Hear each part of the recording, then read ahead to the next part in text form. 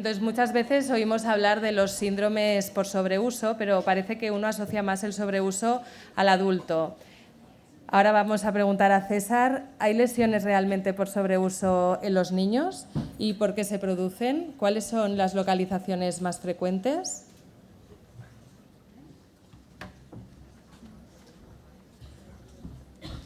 Gracias. Bueno, en primer lugar quería agradecer la invitación a hablar aquí. Realmente es impresionante tener esta sala con tantísimos pediatras, que la verdad es que impone bastante. Bien, yo no os voy a enseñar imágenes de fracturas, como os ha enseñado Ana, así que no os vais a poner tampoco así nerviosos. Sí que os quería, de alguna manera, mini clasificar los tipos de lesiones, porque sí que es verdad que los niños hacen lesiones por sobreuso y cada vez es más frecuente, y muchas veces los niños resulta que no hacen un deporte, hacen 3, hacen 2 días básquet, 3 días tenis, el fin de semana se van a esquiar y realmente acaban haciendo una actividad deportiva muchas veces exagerada para la capacidad física que tienen. Aquí os he clasificado los tipos de lesiones en osteocondrosis, que osteocondrosis de alguna manera significa un hueso que está sometido a un estrés mecánico excesivo y ese hueso sufre trastornos de nutrición, trastornos de vascularización y muchas veces acaba necrosándose. Luego están las apofisitis y epifisitis, que es un proceso muy similar, pero que no ocurre en un hueso concreto, sino que ocurre en las epífisis de los huesos o en las apófisis, que son los extremos, digamos. Y luego estaría la osteocondritis, que como podéis ver esta imagen de esta rodilla, es una lesión en la que por sobrecarga mecánica también una pequeña zona de hueso que está justo debajo de la articulación sufre un proceso de necrosis. El que hemos visto arriba, el que está encima de la rodilla, el pie, es lo que llamaríamos una osteocondrosis, y a la derecha, la de la rodilla, es una epifisitis o apofisitis. También los mecanismos son variables, no hay un solo mecanismo. Hay diferentes tipos de mecanismos de sobrecarga mecánica que son capaces de producir lesiones en el esqueleto inmaduro. Y como entenderéis, las zonas más típicas son las zonas donde hay más carga mecánica y básicamente en nuestro entorno las extremidades inferiores son las que hacen más actividad mecánica y por lo tanto la rodilla y el pie son las dos localizaciones más importantes. En otros entornos, en Estados Unidos, que hacen más otro tipo de deportes, a veces el codo, la extremidad superior pueden ser zonas de más lesiones de sobreuso, pero en nuestro entorno no es tan frecuente. Aquí os he puesto un cuadro que de alguna manera clasifica en el tipo de lesión y también habla un poco de las posibles etiologías, ¿no?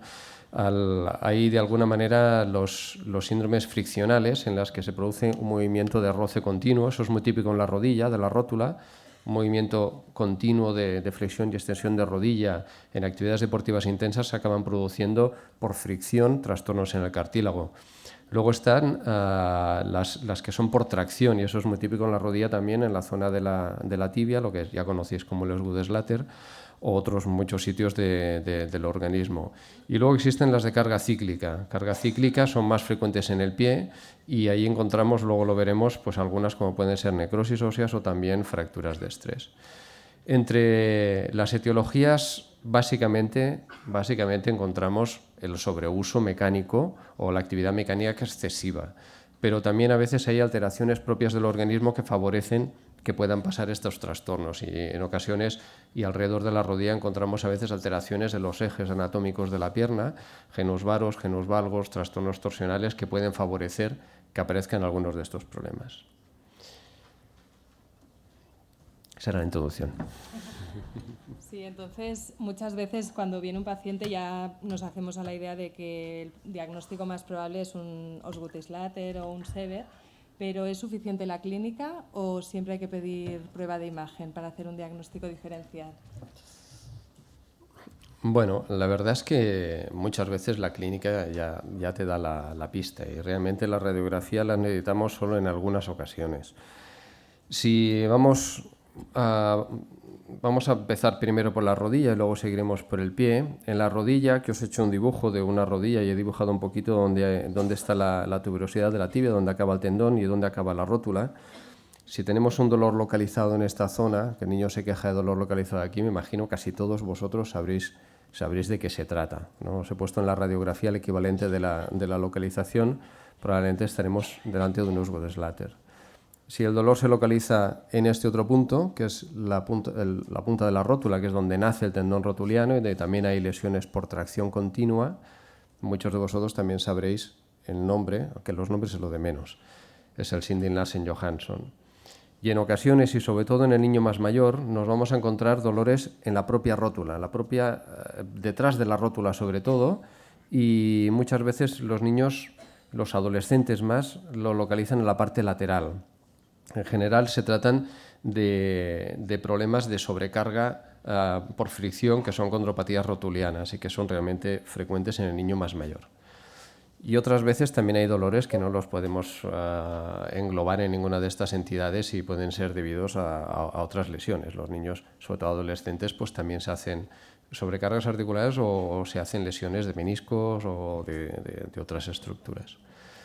Empezamos por el Sinding Larsen-Johansson, por seguir como una orden de arriba hacia abajo.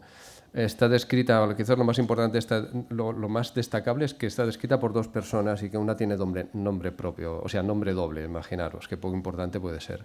Sinding Larsen era uno y Johansson otro, y la describieron en niño entre 10 y 13 años, pero estas descripciones iniciales actualmente, la verdad es que la edad se ha abierto mucho y hay niños más jóvenes y niños más mayores que tienen molestias en esta zona.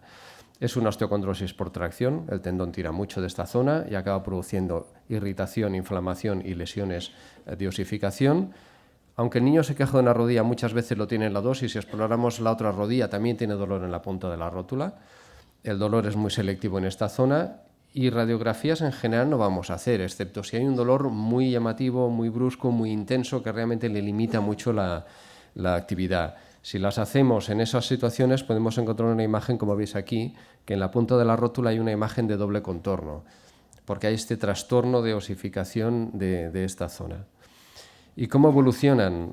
Pues pueden evolucionar hacia la curación si hacemos un tratamiento correcto, luego veremos qué es lo que tenemos que hacer, y aparece pues esta osificación o este doble contorno desaparece. Pero si no hacemos un correcto tratamiento, el niño sigue haciendo actividad intensa, puede llegar a producir un arrancamiento, porque este hueso está frágil debido a la carga cíclica continuada, y puede llegar a arrancarse y hacer lo que llamamos esta fractura en manguito, que muchas veces radiológicamente no vemos prácticamente nada, porque hay poco hueso el que se ha arrancado.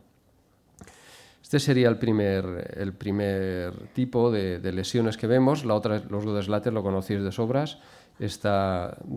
Fue definido por Usgodeslatter en el 1903. También la edad se ha ampliado mucho y actualmente vemos esta situación en niños más pequeños también. Vuelve a ser una epifisitis por tracción. Suele ser bilateral, aunque a veces solo lo refieran en uno de los lados, pero si le exploras el otro también le duele. Da un dolor selectivo y en ocasiones vemos ya que tiene como una zona abultada porque hay una inflamación local. Lo mismo que antes, radiografía solo si es muy severo, si no, en general no hacemos radiografías.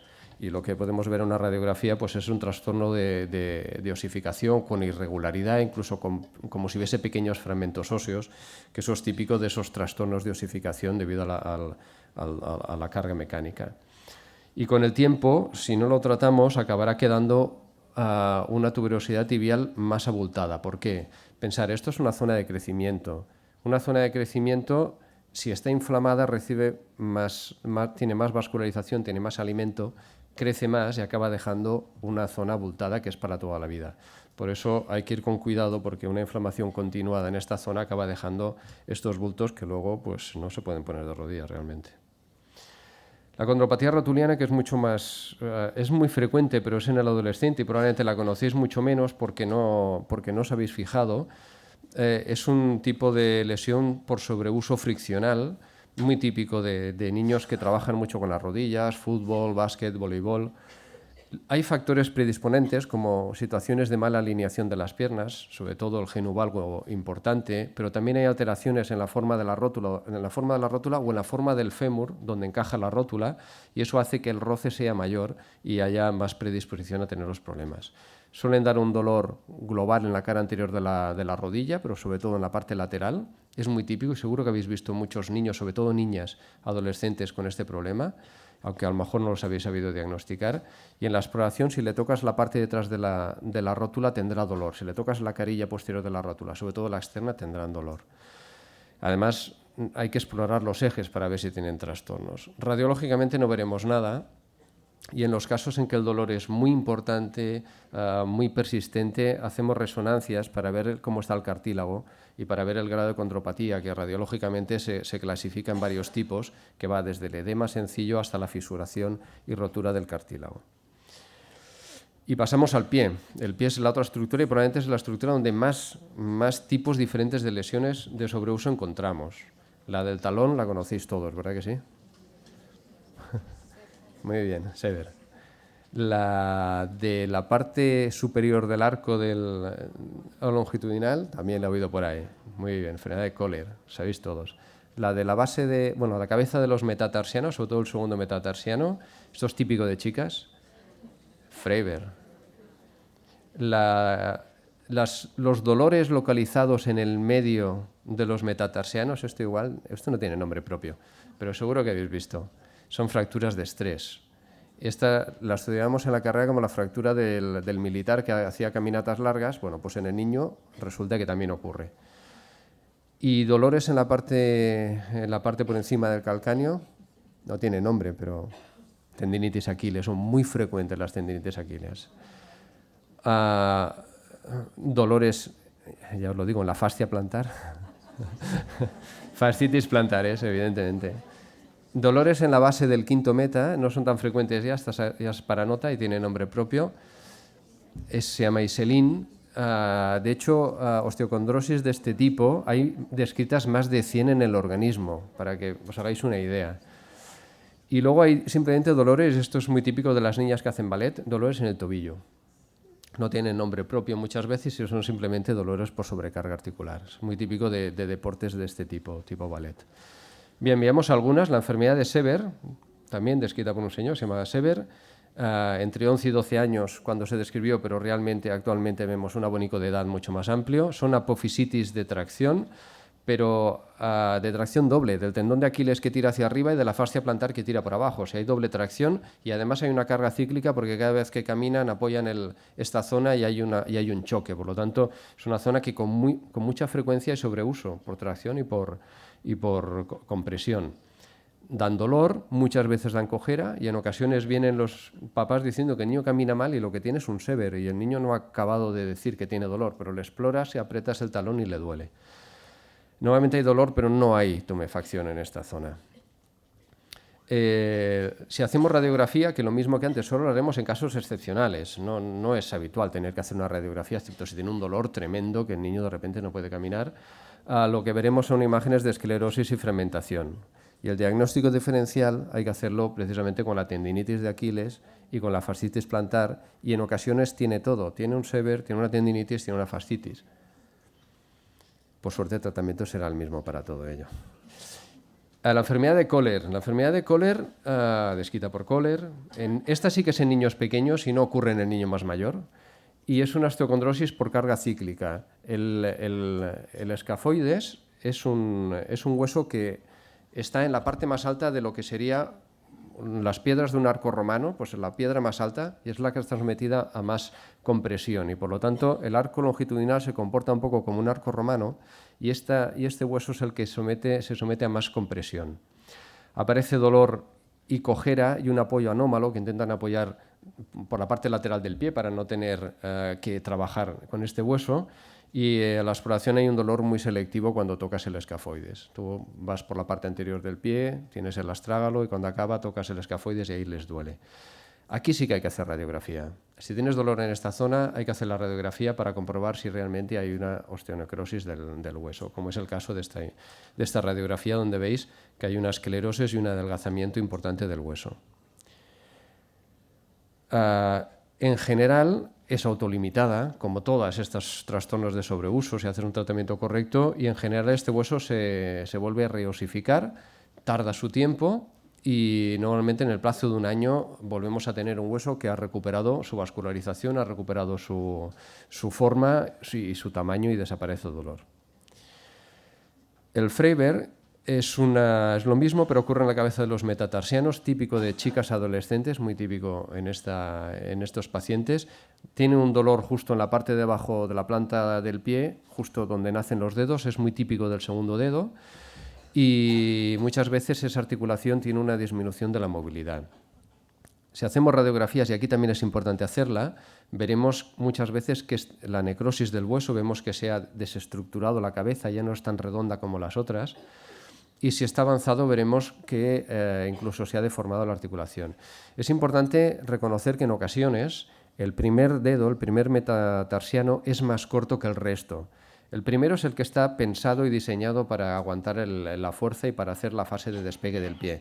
Cuando tenemos un primer meta corto, se traslada parte del trabajo al segundo meta y eso produce muchas veces o bien las lesiones de fracturas de estrés o bien las lesiones tipo Freiberg. Las lesiones de estrés un poco pues es parecido. Son cargas cíclicas y aquí pueden aparecer en diferentes sitios dependiendo del tipo de deporte que hacemos. Es muy típica la fractura de estrés en el segundo y tercer meta y suelen ser diafisarias, pero por ejemplo las bailarinas de ballet suelen hacer fracturas de estrés en la parte más proximal de los metas. Tocas los metas y en la parte más de arriba, cuando les duele ahí, en chicas que hacen ballet o son bailarinas, es un sitio típico. O por ejemplo en el quinto meta, la fractura de Jones, que os las conocéis de la carrera, no es más que una fractura de estrés, no es una fractura aguda, es una fractura de estrés por sobrecarga cíclica. Y es muy típica de gente que hace deportes en los que tienen que hacer frenazos bruscos, como por ejemplo el tenis. Entonces sobrecargan mucho este hueso, se va esclerosando y al final acaba fracturándose. Aquí vemos algunos ejemplos de unos huesos que ya tienen... Porque claro, inicialmente no se ven nada las fracturas de estrés y solo se diagnostican por resonancia cuando tienes una clínica muy sugestiva. Pero cuando ya ha pasado más tiempo aparece el engrosamiento del periósteo, como hablaba antes Ana, y podemos identificar un hueso que se ha engrosado y vemos que haya habido una fractura de estrés que ya está curada o que está en fase de curación o de no curación, que está ahí en fase crónica. Muy bien, y ahora vamos al tratamiento. Entonces, casi siempre optamos por la fórmula reposo, frío y antiinflamatorios. Pero lo mismo que preguntábamos a Ana, ¿cuándo debemos aconsejar el reposo absoluto? ¿Y hay algo más aparte de todo esto? ¿Sirven realmente los estiramientos? Y como decíamos que estas lesiones pasan sobre todo en niños deportistas, ¿cuándo pueden volver a la actividad deportiva? Bueno, todos entenderéis que si son lesiones por sobreuso, el tratamiento principal es disminuir el sobreuso, ¿no? Pero esto no es tan sencillo y la verdad es que muchas veces no hacemos eso. Como principios básicos habría que pensar, en primer lugar, en prevención, para que no ocurran estas cosas. Y muchas veces en los niños, por lo menos a mí me preguntan las mamás, ¿qué deporte puede hacer el niño? Pues bueno, pues puedes buscar un deporte adaptado al niño o deportes que no sean excesivos o hechos de una manera excesiva para el niño. Tienen que ser de alguna manera adaptados a las capacidades del niño y hay que enseñarles o hay que siempre sugerir que se hagan calentamientos y estiramientos adecuados en la práctica deportiva. Es mejor un deporte dirigido, con entrenamientos, con profesionales que les dirijan, a no deporte por su cuenta. Y el tratamiento conservador, que es básicamente lo que hacemos, consiste en, primero, modificar la actividad. Pero esto entre comillas, porque muchas veces los niños no quieren y además es muy difícil. Un niño que entrena 3 días a fútbol y juega el fin de semana no puede entrenar solo un día y a la mitad, es muy difícil hacerlo. Y muchas veces, dependiendo de la cantidad de lesión o del grado de lesión que tiene, pues jugamos un poquito. Si tiene poca lesión, tiene un Osgood-Schlatter moderado, un Sindelnase moderado o un Sever moderado, pues hacemos el resto de tratamiento conservador y simplemente le decimos que avise a su entrenador para que no le fuerce, nada más. Si es una cosa más importante, pues a veces sí que le decimos, mira, estás 15 días sin jugar o un mes sin jugar. El resto de tratamiento conservador sería aplicación de frío local, porque si hay un fenómeno inflamatorio, el frío local va a ser la primera medida física más importante y además, como suelen ser zonas que están muy cerca de la piel, son muy accesibles, es muy fácil de aplicar. Yo les digo a los niños, mira, ahora una semana te pones todos los días frío, pero luego de mantenimiento, después del deporte, todos los días después del entreno y del partido o después de la actividad deportiva, cuando llegues a tu casa te aplicas frío en esta zona para que no te vuelva a ocurrir o para que por lo menos lo tengas controlado. Medicación antiinflamatoria, Dalsi o ibuprofeno o lo que deis habitualmente, que no creo que salgáis mucho del ibuprofeno. Y eso según la intensidad del dolor. Si no tiene mucho dolor, tampoco abusamos de los antiinflamatorios. Fisioterapia y ortesis son útiles y son útiles en algunos casos y de alguna manera concreta, y ahora lo veremos. Esto sería de forma global, pero si vamos uno a uno, las lesiones por tracción continuada en la rótula, bueno, en la rótula o sea, en la rodilla, quería decir, los estiramientos musculares se ha visto que son muy útiles. Son mecanismos de sobreuso por un fenómeno de tracción continuada. Si hacemos estiramientos y tenemos unos músculos menos tensos, conseguiremos que haya menos tracción y se ha demostrado que es efectivo. De hecho, yo siempre les explico a las mamás y a los papás, más que a los niños, que lo que crece rápido es el hueso y lo que crece se va adaptando después es la musculatura. De manera que siempre que pegan un estirón se quedan como cortos de músculos y son momentos en los que muchas veces es cuando aparecen los problemas de sobreuso o de tracción. Y los estiramientos de la musculatura son realmente muy efectivos en estas situaciones. En algunos casos también se pueden colocar algunas cinchas, como esta de aquí, que disminuyen el trabajo que realiza estas zonas, pero en general no son cómodas, se han de poner para el deporte, y precisamente en el deporte es cuando menos la quieren poner, por lo cual la verdad es que no se usan demasiado. En la condropatía rotuliana, si lo que tenemos es un fenómeno continuado de fricción, intentaremos disminuir esta fricción. Y entonces, bueno, tenemos que disminuir la actividad deportiva porque si no, no hay otra manera de disminuir la fricción. En ocasiones hacen condropatías tan severas que el cartílago empieza a tener lesiones y en esos casos a veces sí que hacemos un paso más y colocamos infiltraciones de ácido hialurónico para disminuir y para corregir el problema. Es excepcional en niños y solo lo hacemos en casos rebeldes al tratamiento en el que ha fracasado un poco todos los otros métodos. En estos casos sí que hay que valorar los ejes, porque si tiene anomalías en los ejes o tiene otras anomalías anatómicas, tienen que tener un tratamiento específico por parte del ortopeda pediátrico. Aquí vemos una imagen, en un lado vemos una imagen de resonancia donde vemos una rótula perfectamente encajada en la tróclea femoral. En cambio, en el otro lado vemos una rodilla que la rótula está desplazada lateralmente, pero es que además la tróclea femoral, el sitio donde encaja, no está bien hecho, tiene una displasia troclear y eso hace que no haya un buen encaje y haya mayor fricción y esto probablemente necesitará un tratamiento ortopédico. En el SEVER, los estiramientos de la musculatura tricipital son fundamentales y los recomendamos siempre que hay un SEVER. Además del frío, de intentar disminuir la actividad, cuando hay mucho dolor también recomendamos que se pongan unas taloneras de silicona que simplemente es para amortiguar. El estiramiento te sirve para quitar la tracción del tendón y la silicona o la plantilla, la talonera, te sirve para evitar la sobrecarga cíclica, de carga cíclica.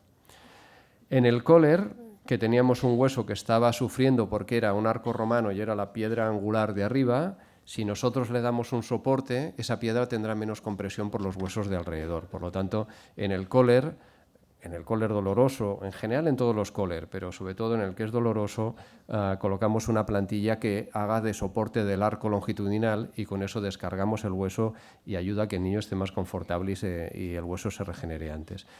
Evidentemente, cuando se ha solucionado el Köhler, la plantilla se debe quitar. En el Freiberg, que hemos dicho que muchas veces teníamos una sobrecarga de la cabeza porque el primer meta era más corto, aquí lo que tenemos que hacer es descargar de trabajo la cabeza del segundo metatarsiano y para ello utilizamos plantillas que hagan un apoyo por detrás de las cabezas, sobre todo para que esa cabeza no haga ningún trabajo y evidentemente tenemos que recomendar que se tiene que evitar todo tipo de calzado que haga que tenga más trabajo. Cualquier zapato que tenga tacón hace que se desplace la carga de peso sobre la parte anterior del pie. Por lo tanto, esto como es además una patología típica de chicas adolescentes, pues más razón para insistir en el tema de los tacones. En los casos severos que haya destrucción de la cabeza, ahí tenemos que pasar a soluciones quirúrgicas que ya son más complicadas. Y en las fracturas de estrés pasa un poco lo mismo que en el Freiberg. Hay que descargar de trabajo esos huesos y la manera de descargarlos es con plantillas hechas a medida que descarguen la zona que está sobrecargada. Como las fracturas de estrés ocurren en un hueso que se ha ido deteriorando progresivamente, no ocurren en un hueso sano. Ocurren en un hueso que, debido a la carga cíclica, no tiene la forma normal, se ha ido haciendo una esclerosis del hueso. El hueso se ha hecho menos elástico con el tiempo. Es un hueso que podríamos compararlo con una tiza, es más rígido y más frágil a la vez.